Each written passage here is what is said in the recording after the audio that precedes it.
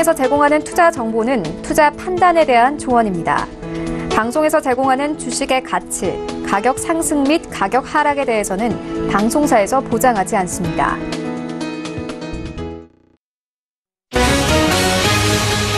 오늘의 헤드라인 뉴스입니다. 뉴욕 증시에서 주요 지수는 기술주 폭락세가 다소 진정됐지만 애플 주가가 반등에 실패하면서 혼조세로 마감했습니다. 뉴욕 증권거래소에서 다우존스 지수는 전장보다 0.95포인트 하락한 24,464.69에 거래를 마쳤습니다. S&P 500 지수는 전장보다 0.30% 상승한 2,649.93에, 나스닥 지수는 0.92% 상승한 6,972.25에 장을 마감했습니다. 뉴욕 유가 미국 원유 재고가 예상보다 큰 폭으로 증가했지만 최근 폭락에 따른 반작용으로 상승 마감했습니다. 뉴욕 상업거래소에서 1월물 WTI 가격은 배럴당 2.3% 상승한 54.63달러에 장을 마감했습니다. 원유 시장 참가자들은 미국 재고 지표와 뉴욕 증시 동향, 산유국의 감산 이슈 등을 주시했습니다. 아마존이 기술적 실수로 고객들의 이름과 이메일을 유출했다고 CNBC가 보도했습니다. 아마존은 이름과 이메일이 유출된 고객들에게 이메일을 보내 기술적 실수로 이메일이 유출됐지만 이 이슈는 해결됐다면서 비밀번호를 바꾸거나 추가 행동을 취할 필요는 없다고 전했습니다. 아마존은 얼마나 많은 고객에게 정보가 유출됐는지는 밝히지 않았습니다. 미국의 지난 10월 기존 주택 판매가 다시 증가하며 시장 예상을 웃돌았습니다. 다만 월간이 아닌 연간으로는 감소해 주택 시장에 계속되는 약세 신호를 나타냈습니다. 전미부동산 중개인협회는 10월 기존 주택 판매가 전월보다 1.4% 증가한 522만 채로 집계됐다고 발표했습니다. 시청자 여러분 안녕하십니까? 출발 증시와이드 1부 시작합니다. 최윤입니다. 어제 우리 시장 혼조세로 마감했습니다. 코스피 시장에서는 외국인들이 7거래 연속 매도세를 이어오고 있는데요. 어제 시장에서는 삼성전자와 SK하이닉스와 같은 반도체 종목들을 중점적으로 매도하면서 하락 마감했습니다. 반면에 코스닥 시장에서는 바이오 종목들이 강세를 보이면서 695선까지 오르면서 마감했습니다. 이런 가운데 뉴욕 증시의 3대 지수는 혼조세를 보였는데요. 이런 시장 상황들 오늘 출발 증시와이드 1부와 함께 정확하게 다뤄보도록 하겠습니다. 네, 먼저 오늘 글로벌 시시각각 시간이 준비가 되어 있습니다. 시장에서는 고점 대비해서 20% 이상 하락을 하면은 약세장에 진입했다고 보고 있는데요. 최근 빵주가 약세장에 진입했다는 분석이 지배적입니다. 함께 살펴보도록 하겠습니다. EU 측이 이탈리아 예산안에 대해서 지침을 심각하게 위반한 것이다. 이렇게 결론을 내렸습니다. 갈등이 증폭될 것으로 보이는데요. 함께 살펴보도록 하겠습니다. 이어지는 라이브 이슈타임에서는 최근 실적 부진으로 약세를 이어갔던 화장품주들, 광분제를 기점으로 다시 살아나고 있습니다. 화장품주에 대한 이 투자 조언 함께 들어보도록 하겠습니다. 이어서 또다시 살아나는 종목이 있습니다. 바로 바이오주인데요. 금융당국은 이 바이오 산업에 대한 방안 마련에 나섰습니다. 함께 살펴보도록 하겠습니다. 출발 증시와이드 1부 지금 출발합니다.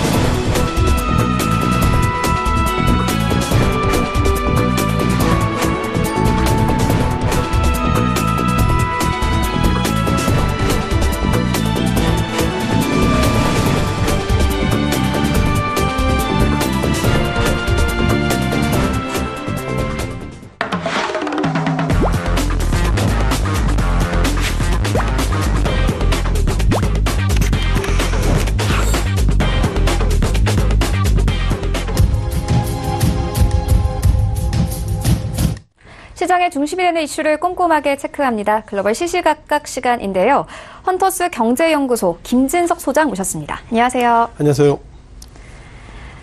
네, 먼저 간밤에 뉴욕 증시부터 짚고 가도록 하겠습니다. 3대 지수가 혼조세로 마감을 했습니다. 우리 시간으로는 새벽 4시쯤에는 분명히 3대 지수가 모두 상승세였는데 막판에 다우지수가 하락세로 마감을 했습니다. 특히나 애플이 장 초반에는 2%대 급등세였는데 장 막판에는 0.1% 정도 하락하면서 마감을 했습니다. 이 뒷심 부족이 확인된 만큼 투자자들은 추세적인 상승을 장담하기 어렵다. 이런 분석을 내놓았습니다. 간밤에 뉴욕 증시 한 번 더 짚어봐 주시죠. 일단 장 후반 들어서 좀 밀렸다. 그리고 말씀하신 것처럼 뒷심이 없다. 그런 부분들은 최근 들어서 미국 증시가 약세를 보이기 때문에 어쨌든 한 템포 좀 일단 있는 것을 좀 차익 매도 관점으로 접근하고 있다. 이렇게 말씀드려보겠고요. 자, 오늘 새벽 끝난 미국 증시의 흐름들을 말씀 좀 드려보겠습니다. 자, 먼저 다우지수는 그 기본적으로 0.00% 소위 그 약보합의 모습으로 마감되고 있었고요. S&P 500 지수를 비롯해서 나스닥 지수 등 전체적으로 빨간불이 올라왔지만 이것을 빨간불로 해석하기에는 아직까지 좀 리스크가 크다. 그런 관점으로 말씀을 좀 드려보겠습니다. 눈에 띄는 것들은 주요 지수들이 아무래도 소위 땡스기빙 데이라고 그러죠. 추수감사절 휴장을 앞두고 일단 캐시를 챙기겠다. 그것만으로 보더라도 일단 미국 증시가 투자 심리가 상당히 좀 약한 모습을 보이고 있다. 이렇게 좀 정리가 될 필요가 있는 것 같고요. 눈에 띄는 것들은 그 페이스북 관련됩니다. 페이스북에 대한 리뷰를 좀 드려보면 페이스북이 차트의 모습인데요. 자, 이것을 어제 같은 경우에는 페이스북의 주가가 급락을 모습 보이고 있었습니다만 오늘은 소폭이나 상승했는데 이것을 상승으로 해석하기보다는 무엇보다도 지배구조 변화, 우려 이런 부분들이 완화됐다. 그런 관점으로 오늘 새벽 끝난 미국 증시 관련돼서 페이스북이 모처럼 1.8% 급등했다. 이렇게 말씀을 좀 드려보겠습니다. 다만 시장의 관심 관련돼서 과연 애플에 대한 모습을 가지고 있는데요. 자, 많은 분들이 애플의 이런 모습을 보면서 미국 증시가 조정장에 들어섰습니다. 이런 코멘트를 가장 많이 하고 있는 것 같습니다. 눈에 띄는 것들은 작년 10월입니다. 올 10월이죠. 올 10월달 같은 경우에 230달러, 그리고 최근 들어서는 170달러 모습이기 때문에 단기간에 20% 이상의 급락, 이것을 우리가 주동장으로 보고 있다. 이런 판단이 있고요.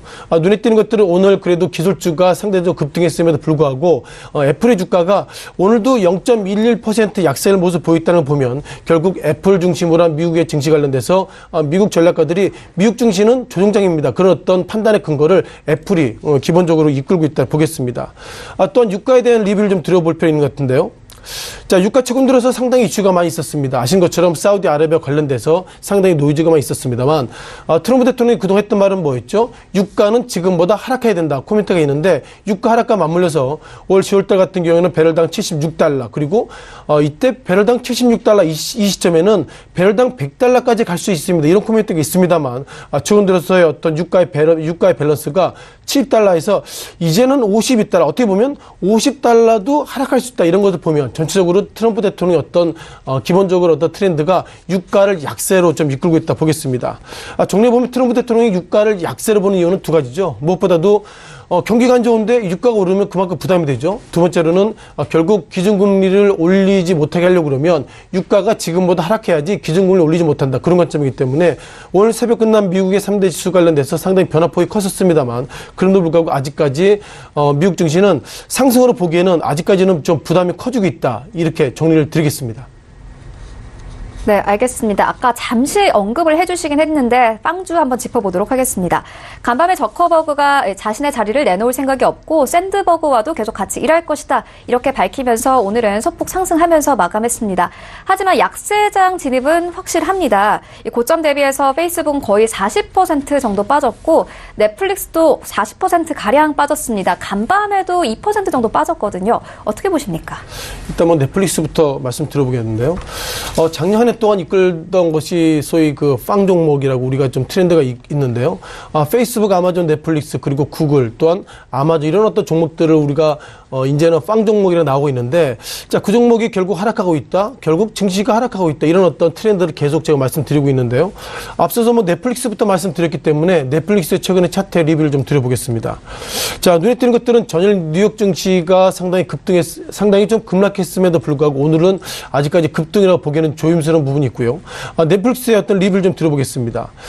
넷플릭스를 우리가 주봉으로 좀 보시면 상당히 좀 리뷰가 커지고 있는데요. 2017년도부터 이게 주당 얼마예요? 얼마일까요? 주당 상당히 어떻게 보면 주당 뭐 120달러, 130달러에서 최근 들어서는 뭐 지금이야 좀 변화가 있었습니다만 지난 2018년도 약 7월 달에는 400달러 선까지 올라섰고 그 이후에는 약세의 모습 보이겠는데 자, 넷플릭스가 뭐 한국에도 지금 진출했습니다만 넷플릭스에 대한 평가 이렇게 보고 있습니다. 뭐 폄하되는 발언인데요. 과거에 미국의 소위 비디오 만드는 회사가 이렇게 많이 커졌다 이런 얘기가 있을 정도로 아직까지 넷플릭스가 최근에 주가 급등하고 있습니다만 이것은 진정한 급등은 아니다 이런 평가가 상당히 미국 증시를 상당히 부정적으로 보고 있는 것 같고요. 또한 페이스북 비롯해서 몇몇 종목들 좀 보시면은 우리가 통상 아마존을 좀 말씀드려봐야 되겠습니다. 앞서서도 아마존 관련돼 가지고 회원의 어떤 자료들이 좀 유출됐다 이런 평가가 있는데 과거에 우리가 그 몇몇 종목들 그 가운데서 우리가 페이스북 예를 보더라도 페이스북 예를 좀 보실까요? 자, 페이스북이 최근 들어서, 최근이 아니죠. 지난 시기에 어떤 이슈가 있었냐면, 페이스북 관련돼 가지고, 기본적으로 가지고 있는 그 회원 정보들이, 어떻게 보면 선거 과정에 개입됐다. 이런 평가가 있을 정도로 그 이후에, 즉, 2018년도 7월달, 물론 그 전에 변화가 있습니다만, 지난 2018년도 이후에는 그런 페이스북 관련돼서 기본적으로, 회원 어떤 정보 유출 그런 이슈가 있음에도 불구하고 그동안 올랐다는 걸 보면 오늘 말씀드릴 아마존의 주가도 최근 들어서 이것을 과연 어떻게 해석할지 모르겠습니다만 페이스북의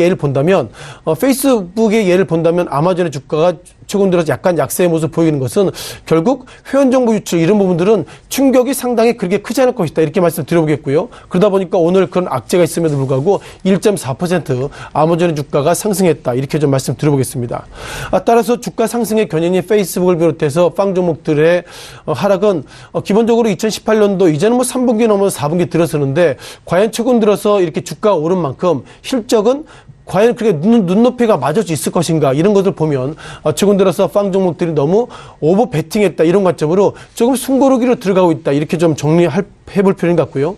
다만 최근 들어서 몇몇 종목들이 주가가 하락하기 때문에 미국에는 전략가들이 항상 한 얘기가 그것입니다. 즉 고점 대비로 10%, 20%, 많게는 30%가 빠지면 이것은 조정장입니다. 이런 얘기하고 있다는 걸 보면 결국 미국 증시의 방향을 뭐 국내 증시도 그렇지만 미국의 전략가들도 판단을 못하기 때문에 대충 이 정도 빠졌으니까 조정장이고 지금부터는 부정적입니다. 이런 얘기하고 있다는 걸 보면 결국 투자 심리가 악화되고 있고 미국에 있는 전략가들이 주가가 하락에 대한 핑계를 계속 찾고 있다. 이렇게 좀 판단을 좀 드려야 될 것 같습니다. 네, 일단 투자 심리가 조금씩 약해지고 있고 빵주가 성장에 있어서는 고점이기 때문에 숨고르기를 하고 있다. 이렇게 좀 정리를 해볼 수 있을 것 같습니다. 이어서 다음 이슈로 넘어가 보도록 하겠습니다. 유럽 이슈인데요. EU가 이탈리아의 예산안에 대해서 EU의 예상 편성 지침을 심각하게 위반한 것이다. 이렇게 최종 결론을 내렸습니다.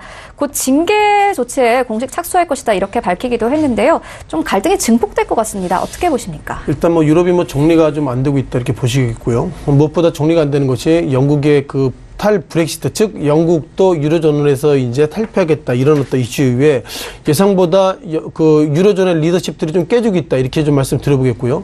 지금 화면에 보시는 것처럼 각각 인물들 보면 프랑스 통상 우리가 마크롱 대통령이라고 그러죠. 마크롱 대통령도 지지율이 떨어지고 있고 그리고 영국의 메이 총리도 과연 될 수 있을까 이런 것처럼 유로존의 각 나라들의 어떤 그 대통령의 입에서 나온 얘기들이 예상보다 좀 깨지고 있다고 좀 보시면 좋겠고요. 지금 화면에 보시는 것처럼 이탈리아가 최근 들어서 이슈가 좀 커지고 있습니다. 기본적으로 유로존 같은 경우에는 각국, 즉 유로존이 한 국가이기 때문에 각 국의 어떤 2019년도 내년의 예산안을 유로존 그 정책, 즉 정책위원회에 올리게 되면 거기서 이제 판단을 좀 받게 되는데 유로존이 바라본 시각은 그것입니다. 즉 이탈리아가 돈도 없는데 내년에 너무 그 돈도 없는 상태에서 너무 그 유로존에 돈을 많이 달라 이런 얘기, 소위 그 재정 집행 관련돼가 논란이 커졌기 때문에 이와 관련돼서 상당히 좀 부담이 커지고 있다 말씀 드려보겠고요. 기본적으로 지난 시기에 이탈리아가 유로 어떤 집행위원회 이런 얘기했습니다. 2019년도에는 우리가 이 정도 예산을 할 것이다 하는 평가인데 집행위원회의 판단은 너희가 돈도 없는데 이렇게 2019년도 이렇게 많이 집행을 그 소위 예산을 많이 받게 되면 좀 포퓰리즘 즉 퍼주게 하는 것은 아닌가 이런 판단인데 오늘 새벽 끝난 그 유로존에서 결정이 났습니다. 즉 이탈리아가 2019년도 예산에 관련된 문제가 있다 이런 어떤 제재로 정하기로 결정했고요. 이제는 지금부터 2주 이내 유로존 멤버끼리 모여서 과연 이탈리아 제재를 어떻게 할 것인가 그런 부분들이 가장 큰 화두로 좀 보시면 좋겠습니다. 중요한 것은 이와 관련돼서 유로존은 어떤 평가가 가지고 있나 좀 보시면 좋겠는데요. 자, 유로존의 어떤 트렌드를 좀 보셔야 할 것 같습니다. 자, 기본적으로 많은 분들이 유로존 때문에 글로벌 증시가 어렵겠다 얘기하고 있는데 어저께 저녁이죠. 어저께 저녁에 끝난 유로존의 증시를 보시면 독일 같은 경우에 1.6%의 상승을 좀 보이고 있고요. 또한 프랑스 까크 지수를 비롯해서 뭐 스위스 지수는 좀 민감하지 않습니다만 여기서 네덜란드, 러시아, 그리고 스페인, 뭐 벨기에, 뭐 그리스 이런 전체적으로 유로존 관련된 종목들이 상승했다는 걸 보면 이번에 이탈리아 즉 이탈 렉시트 즉 이탈리아가 유로존과 나는 문제가 있으면 나도 영국처럼 이제는 유로존을 탈피할 거야 이런 이슈가 있음에도 불구하고 전체적으로 유로존의 어떤 주가는 예상보다 그렇게 둔감하다 이렇게 말씀드려볼 필요는 것 같습니다. 다만 여기서 이탈리아가 유로존 관련돼서 우리가 의미를 보시면 좋겠는데요. 여기서 보시면 우리가 몇몇 종목 관련된 독일의 모습을 보셔야 될 것 같은데 독일하고 영국이 유로존 관련돼서 경제 1, 경제 2 대국인데 이탈리아가 경제 사이즈로 보면은 3입니다. 다만 눈에 띄는 것들은 아래 하단에 여기서 그리스가 있죠.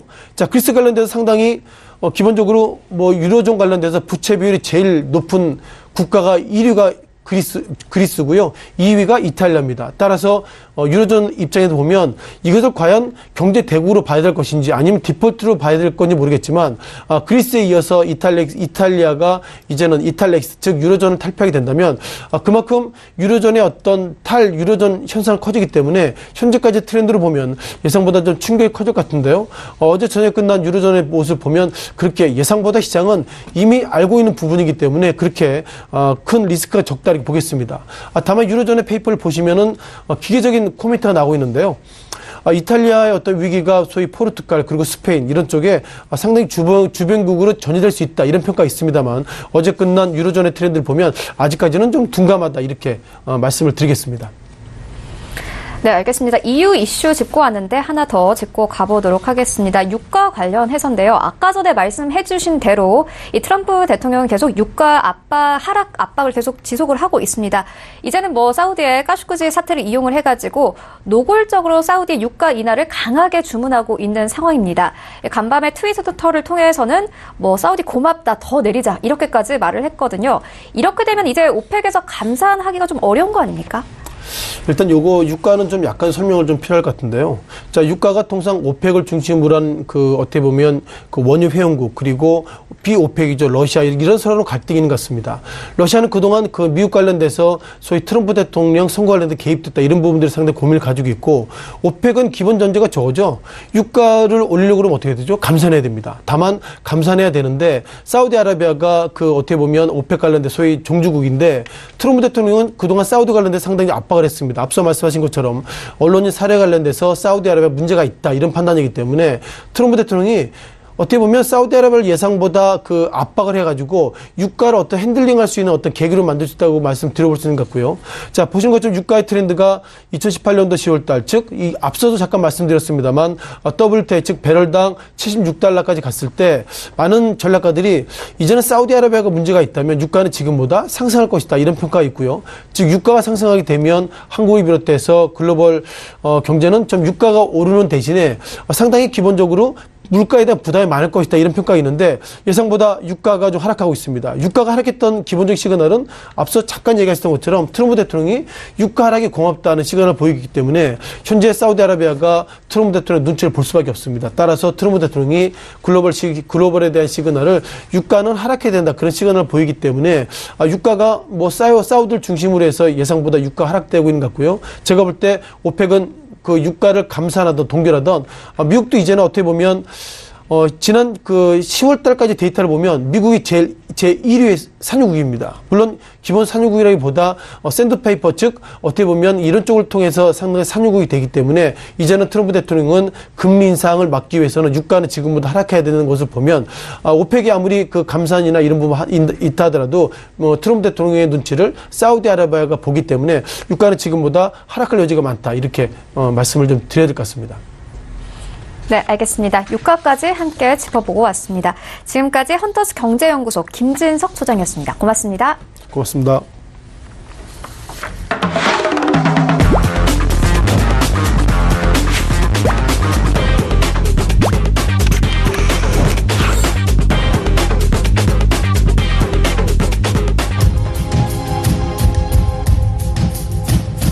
네, 네, 이번에는 국내 시장 쟁점 함께 분석을 해보도록 하겠습니다. 라이브 이슈 타임인데요. SK증권 영업부 PIB센터 이재강 이사 화상으로 연결되어 있습니다. 안녕하세요.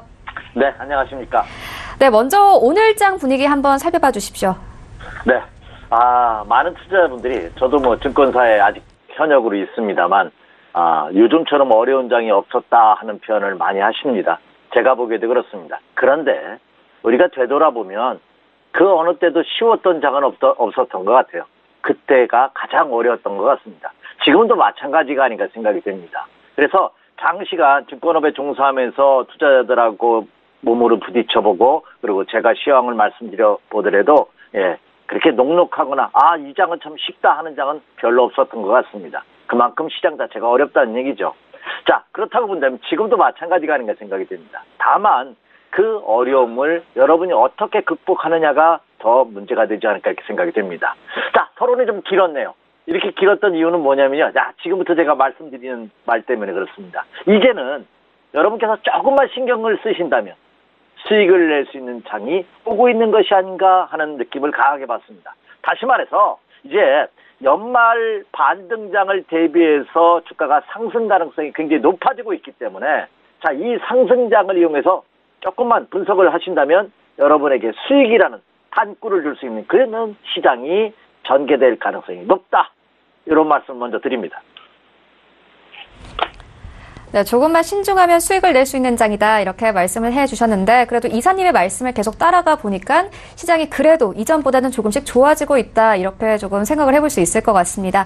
네, 이어서 좀 다음 이슈로 넘어가 보도록 하면요. 실적 부진으로 약세를 이어가던 화장품주가 광군제를 기점으로 다시 살아나고 있습니다. 여기에 더해서 한알령 해제까지 함께 언급이 되면서 기대 더 받고 있는데요. 이번 광군제에서 좀 특별한 부분을 좀 찾아보니까 이제 화장품주에 더해서 화장품의 ODM 업체까지 살아나고 있습니다. 반짝 효과일까요? 아니면 계속 기대를 해봐도 되겠습니까? 자, 사드 이 보복이 이렇게 심할 것이라고 생각한 분은 아무도 없었을 겁니다. 정부 당국자라든지 그 해당 기업이라든지 그리고 우리 국민들도 참 이 중국인 친구들로 한번 돌았으니까 무섭다는 것을 다시 한번 보여준 것이 아닌가 생각이 됩니다. 앞으로도 그럴 가능성이 굉장히 크지 않을까 생각이 됩니다. 그래서 정책 이반자나 담당자 그리고 모든 사람들이 국제관계 더군다나 대외적인 관계를 결정할 때는 좀 더 신중할 필요가 있겠다 하는 생각을 이번 기회에 해봅니다. 자, 광군제. 자, 지난 11월 11일부터 시작이 됐죠. 미국판 블랙 프라이데이라는 이 광군제가 시작이 됐는데 뚜껑을 열어보니까 다시 한번 모든 기록이 신고가입니다. 네. 이 광군제에서도 엄청난 알리바바가 매출과 순이익을 올린 것으로 알려지고 있는데요. 그런데 그 내막을 들여다보니까 이 한국의 바람이 한알령이 해소된 것이 아니냐 하는 느낌을 강하게 주고 있습니다. 이번에 에이펙에서 시진핑 대통령과 우리 문재인 대통령이 정상회담을 했죠. 정상회담 이슈가 크게 두 가지입니다. 사드 보복을 좀 철회해달라 하는 거, 또 하나는 내년에 한국을 방문해달라는 초청을 했는데 흔쾌히 수락했다고 합니다. 이로 인해서 오히려 이제는 중국과의 관계가 좀 더 이제 긴밀해질 가능성이 높지 않을까 하는 것이 뒷배경으로 됐고요. 이 광군제 뚜껑을 열어보니까 한국이 이 K-뷰티, 한알령이 완화되는 모습이 이미 광군제에서 나타나고 있다는 거죠. K-뷰티를 종목으로 해서 화장품 관련주, 한국의 위상이 좋은, 입지가 좋은, 그리고 선호도가 좋은 이 한국산 화장품을 축으로 해서 매출이 급증하고 있답니다. 그래서 이 광군제 기간 동안에 매출이 대한민국이 3위로 현재 올라오고 있는데요.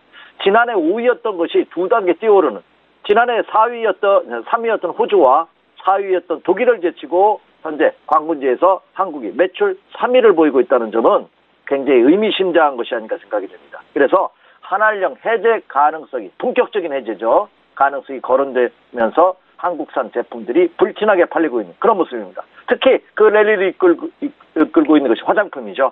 그래서 에이블 CNC가 어제장에서 상한가에 진입했고요. 토리모리가 20%가 넘는 급등, 이참부이라든지 제이든 코스메틱, 그리고 한국 화장품 제조, 그리고 아모레 퍼시픽 이런 종목군들이 크게 상승하는 그런 모습을 보였다는 점입니다. 특히 화장품 관련주들에 대한 매출은 전년 대비 무려 50% 이상 급증한 것으로 나타나고 있기 때문에 본격적인 한량의 해제가 될 시에는 폭발적인 수요가 이어질 가능성이 높고, 그동안 사드 피해로 인해서 숨죽였던 급락을 했던 이런 기업들도 수혜를 받을 가능성이 굉장히 크지 않을까. 그래서 어떤 일시적인 현상이 아니라 지속적으로 이 사드 관련 피해주들이 수혜주로 돌아설 가능성이 굉장히 크다. 그 핵심에 화장품과 유통, 백화점 관련주들이 부각될 가능성은 한층 더 높아지고 있다. 이렇게 말씀을 드립니다. 네, 알겠습니다. 이러한 종목들 조금 더 관심 있게 조금 짚어봐야 할 것 같습니다. 이어서 다음 이슈로 조금 넘어가 보도록 하겠습니다. 바이오주에 대한 이야기를 나눠볼 텐데요. 금융당국이 바이오 산업 다독이기에 나섰습니다. 최근 삼성 바이오로직스 분식회계 사태 때문에 이 투심이 조금 줄었었는데 이 최종구 금융위원장은 바이오 산업은 앞으로 우리 시장의 중요한 미래 먹거리 산업이다 이렇게 밝히기도 했습니다. 상장 규정도 손볼 예정이다 이렇게 밝혔거든요. 어떻게 보십니까? 네, 참 이게 병 주고 약 주는 것인가요? 네. 정부 당국이 삼성 바이오로직스에 대해서 고의적인 분식회계다 하는 것을 발표를 했습니다. 근데 그 여파가 엄청나게 퍼지고 있습니다. 그러더니 이제 금융당국, 최종구 금융위원장을 중심으로 해서 적극적인 이제 구원, 지원 대책을 서둘러 내놓고 있는 그런 모습을 보여주고 있습니다. 물론 불확실성이 해소됐다는 측면에서 원하는 방향으로 가지는 않았습니다만 해소된다는 측면에서는 이 제약과 바이오 업체에 굉장히 투자 심리 안정에 기여할 가능성이 굉장히 크지 않을까 생각이 되고 이미 갈 때까지 간 상황이기 때문에 더 이상 나빠질 것이 없다는 인식이 제약과 바이오 관련주들의 저점 매수를 유입시키는 하나의 원동력이 되고 있다. 이렇게 말씀을 드립니다. 그 여파가 삼성 바이오로직스의 분식회계가 발표된 이후에 우리나라 대표 제약사들 기술 수출이 활발하게 이어지고 있다는 점입니다. 유한양액을 필두로 해서 그렇죠? 한미약품이라든지 최근 코오롱이라든지 이런 회사들이 굵직굵직한 해외 기술 수출이 수주가 계속해서 이어지고 있다는 점 또한 긍정적으로 작용하는 그런 모습을 보여주고 있다는 점입니다. 여기에 발맞춰서 말씀해 주신 바와 같이 최종구 금융위원장이 제약과 바이오 업체에 적극적으로 지원해 나선 그런 모습입니다. 사실 동안 그전에는 4년 동안 연속으로 영업 손실을 발생할 때는 이 관리 종목으로 지정이 되는데요. 제약과 바이오 업체에 대해서는 이 관리 종목 지정을 유예한다는 그런 발표를 했고요. 신약 개발 업체에 대해서는 비주력 산업에 대한 병행 문제, 그러니까 같이 사업을 영위하는 문제도 그렇죠. 논의하겠다, 제도를 수정하겠다 이런 적극적인 의사를 표명하고 있는 그런 모습입니다. 이것은 전일 있었던 그 특례 상장 1호 기업이죠. 셀리버리 그 방문을 기점으로 해서 최종구 위원장이 발표한 내용들입니다. 그런데 이 최종구 위원장이 단순히 발표해서 기업을 독려하는 수준에 그친 것이 아니라 제약과 바이오 산업을 전반적으로 성장을 시키겠다. 그리고 또 금융당국에서 다양한 지원책을 강구하겠다 하는 것을 강조했다는 점이 굉장히 의미가 있습니다. 그리고 또 하나 본인 그 최종구 위원장만 혼자 가신 것이 아니라 유광열 금감원의 그 수석 부원장하고 정지원 거래소 사장, 이사장이죠. 그리고 정운수 코스닥 본부장, 그리고 권용원 금융투자협회장님, 그리고 미래세 대우를 포함해서 삼성, KB 등 국내 9개 증권사 사장단들이 배석했다는 점입니다. 그렇기 때문에 그 실현 가능성, 그리고 조속한 시일 내에 지원책이 나올 가능성은 한층 더 높아지고 있다. 이렇게 된다면 그동안 침체 국면에서 벗어나지 못했던 제약과 바이오 업체들이 새로운 모멘텀이 될 가능성이 굉장히 크고 더군다나 최종구 위원장의 말에 따르면 미래의 먹거리 산업으로 제약과 바이오를 육성하겠다는 의지 표명을 한 것으로 봐서는 국내 제약과 바이오 업체들이 재평가 수순을 받을 가능성이 굉장히 크다. 그렇다면 주가에도 긍정적으로 이어질 가능성이 높기 때문에 연말 반등장에서 제약과 바이오주들도 투자자분들께서 꼭 한번 체크해야 될 분야와 업종, 종목이 될 가능성이 높다. 이렇게 말씀을 드립니다. 네, 금융당국이 나서는 만큼 긍정적인 모멘텀인 것은 분명해 보입니다. 네, 이런 가운데 오늘 시장에서는 어떤 전략으로 좀 접근해보면 되겠습니까? 네. 자, 이제 11월에 막바지입니다. 더군다나 이제 이달 말에 중요한 이슈가 있죠. 계속 말씀드리자만, G20 정상회담에서 미국의 트럼프 대통령과 중국의 시진핑 주석이 정상회담을 합니다. 과연 미국과 중국 간의 이 스트롱맨들의 무역 갈등이 과연 해결의 실마리, 물꼬를 칠 수 있느냐가 이것이 첫 번째 키포인트고요. 자, 두 번째는 이주열 한국은행 총재가 이끌고 있는 우리나라 금통위. 과연 금리를 인상할 것이냐 말 것이냐. 자, 오늘 새벽까지 뉴욕 증시는 혼재 양상을 보였어요. 그동안 침체 국면으로 보던 기술주들이 반등을 했습니다만 장막판 무렵에 애플이 하락하면서 다우는 소폭 하락했고요. 나스닥은 반등에 성공하는 그런 모습을 보였습니다. 미국 증시도 변동성이 큰, 일교차가 큰 그런 급변동의 시장을 연출하고 있다는 점입니다. 자, 국내 시장도 그럴 가능성이 굉장히 큽니다. 이제 오늘 내일이 지나면 이제 11월 마지막 주입니다. 다음 주 굉장히 중요한 한 주가 될 가능성이 높다는 점 한번 꼭 체크해 주시기 바라고요. 그리고 금주도 굵직굵직하는 게 맞죠. 자, 중국의 광군제가 있다면 미국의 블랙 프라이데이죠. 이번 주가 블랙 프라이데이입니다. 미국에서는 11월의 넷째 주 금요일이 블랙 프라이데이입니다.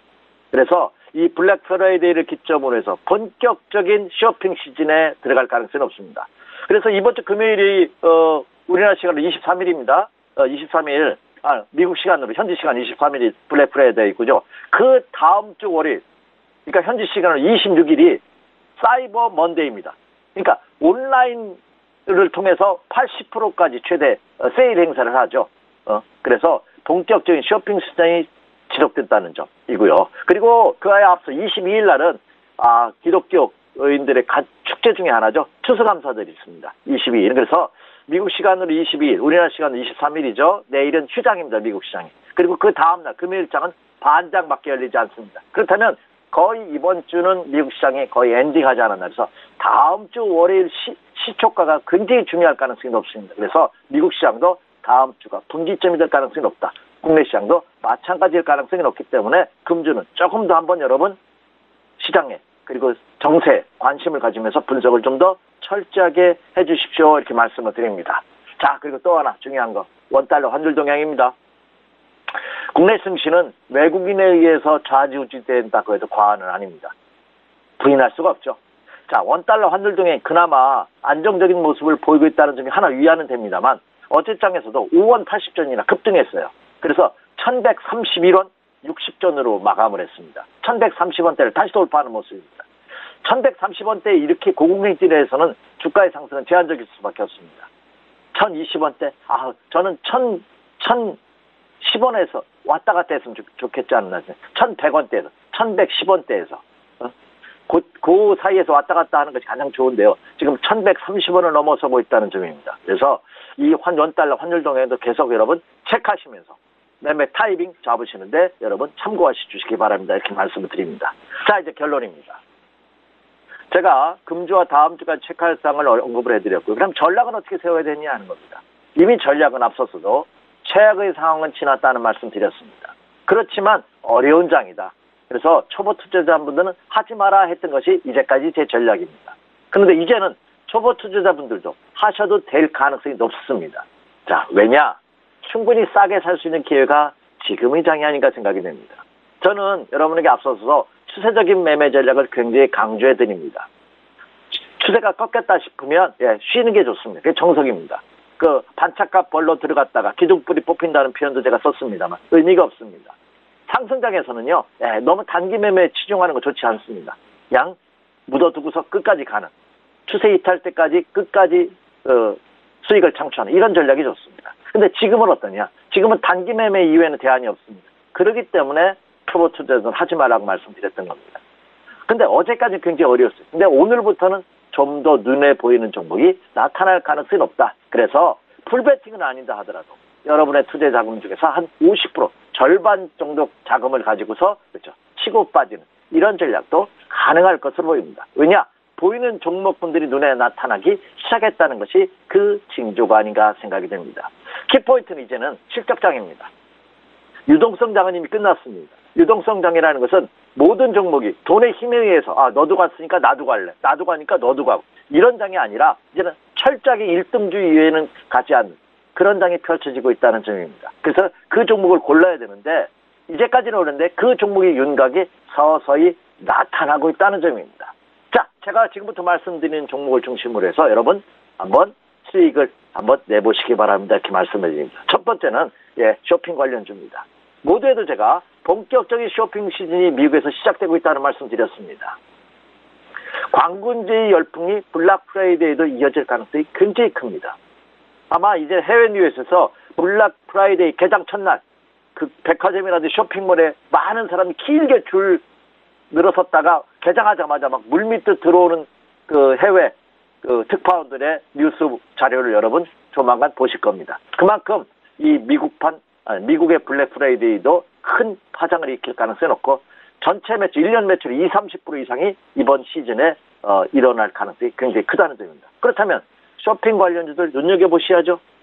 더구나 광문제에서 히트를 쳤던 국내 쇼핑몰 관계되는 회사들이 수혜를 볼 가능성이 굉장히 크다. 그래서 쇼핑 관련주들 계속 눈여겨보시기 바라고요. 자, 두 번째는 이런 혼조 당성에서 움직일 수 있는 가능성이 높은 소비주의 대명사, 음식료, 제과 이런 업종입니다. 그리고 또 하나 모두에도 설명해드리죠. 제약과 바이오 업종들 눈여겨보시기 바랍니다. 오히려 삼성바이오로직스가 지금 거래 정지 상태에서 다른 종목군들이 오히려 각광을 받을 가능성이 굉장히 크다. 전통적인 우량 제약회사도 좋고요. 신설 바이오 업체들도 좋습니다. 다만 여러분 그 자료 들어가셔서 회사 자료 공시사항 들어가셔가지고 실적사항을 조금 한번 체크해 보시기 바랍니다. 그런 수고로움은 조금 하세요. 그래서 실적이 뒷받침된 이런 종목을 중심으로 해서 한번 관심을 가져보시면 좋다. 이렇게 말씀을 드리고요. 그리고 저는 올 연말 내년 연초 테마 대북 관련주 빼놓지 않습니다. 이 대북 관련주 역시 관심을 가져보십시오. 이렇게 말씀을 드립니다. 그리고 좀 더 중장기적으로 안전하게 하실 분들이요. 저퍼 자산주들이 대북 고가주입니다. 거래량이 많지 않은 거. 이 종목은 조금씩 하루에 몇 주씩, 몇십 주씩 이렇게 조금씩 모아가는 주식이거든요. 편안하게 하실 분이라면 지금 저퍼 자산주들 있죠. 요거 한번 눈여겨보시면 바랍니다. 특히 주주 행동주의 펀드들이 이제 국내에서도 활기를 칩니다. 그러면 주주 친화적인 정책이 물밑으로 들어올 가능성이 높습니다. 그 최대의 수혜주가 저퍼 자산주들이 될 가능성이 높다. 이렇게 말씀을 드립니다. 따라서 이들 종목을 중심으로 해서 여러분 이제부터 오늘 목요일이죠. 내일 금요일입니다. 흔들릴 때마다 한번 모아가서 단기적으로도 충분히 수익을 낼 수 있는 기회가 제공되고 있기 때문에 여러분께서도 한번 매수관심 가져보십시오. 이렇게 말씀을 드립니다. 네, 알겠습니다. 이어서 수급도 한번 짚고 가보도록 하겠습니다. 기관 투자자들이 코스닥 시장에서 기록적인 매도 행진을 이어가고 있습니다. 2년 만에 최장의 16거래 연속 팔자세입니다. 환율 부담 때문인지 코스피 시장에서도 외국인들이 7거래 연속 매도세 이어가고 있거든요. 이런 수급 상태 어떻게 보면 되겠습니까? 야, 이게 참 뭐라고 얘기하기도 참 투자자분들이 죄송스럽습니다. 자기들이 이제 투매에 동참하지 말고 이제는 바닥권에 와 있다 하는 리포트를 서투르면서 내놓으면서도 연일 팔죠. 더군다나 16거래일 동안 1조 원 이상을 팔아치웠습니다. 국내 주식시장이 어려울 때 좀 받쳐줘도 괜찮을 텐데 좀 안타까운 눈총을 받고 있는데 근데 국내 기관 투자가들도 그렇죠? 자기들도 할 말이 충분히 있지 않나 생각이 듭니다. 왜? 자기들도 자금을 운영하면서 투자자들한테 수익을 극대화시켜야 되고요. 그리고 투자자들의 환매 요구에 그렇죠. 그들이 매도를 거부할 수도 없거든요. 어려움은 참 있습니다. 이게 또한 제도적으로 어떤 뒷받침이 돼야 되지 않나 하는 생각을 가져보고요. 자, 국내 기관 투자가들이 어제까지 그렇게 팔고 뉴스에 대문짝만하게 이제 나오기 시작했습니다.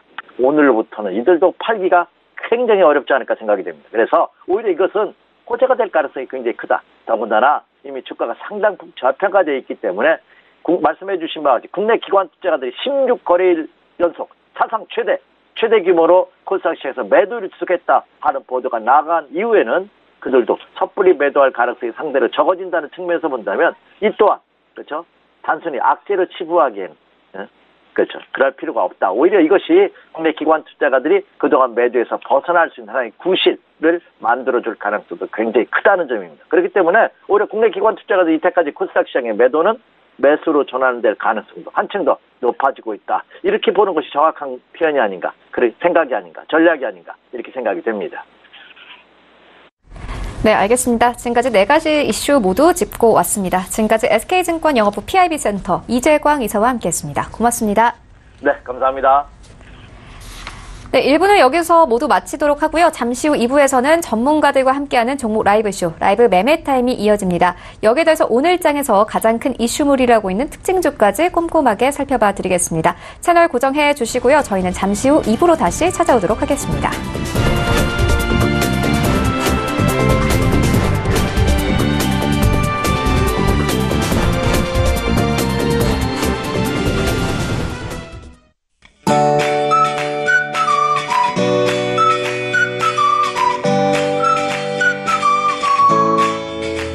안녕하세요. K웨더 라이프스타일 예보 최씨입니다.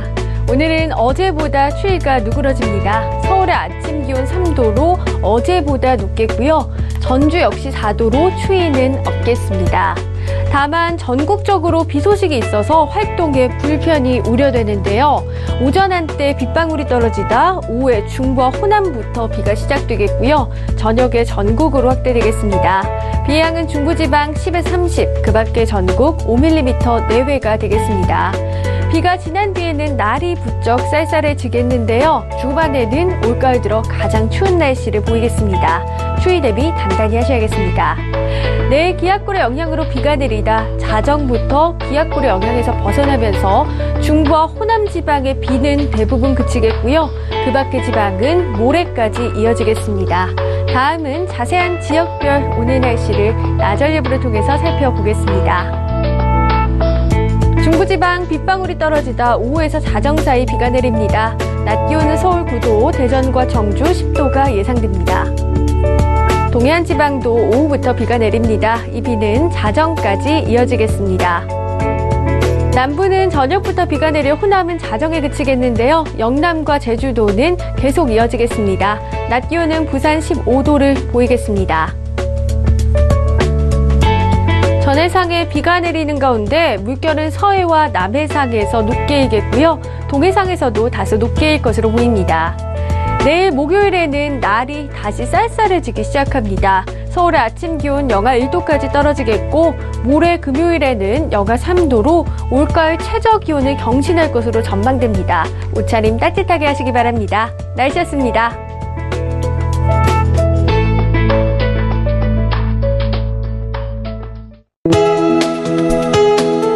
본 방송에서 제공하는 투자 정보는 투자 판단에 대한 조언입니다. 방송에서 제공하는 주식의 가치, 가격 상승 및 가격 하락에 대해서는 방송사에서 보장하지 않습니다.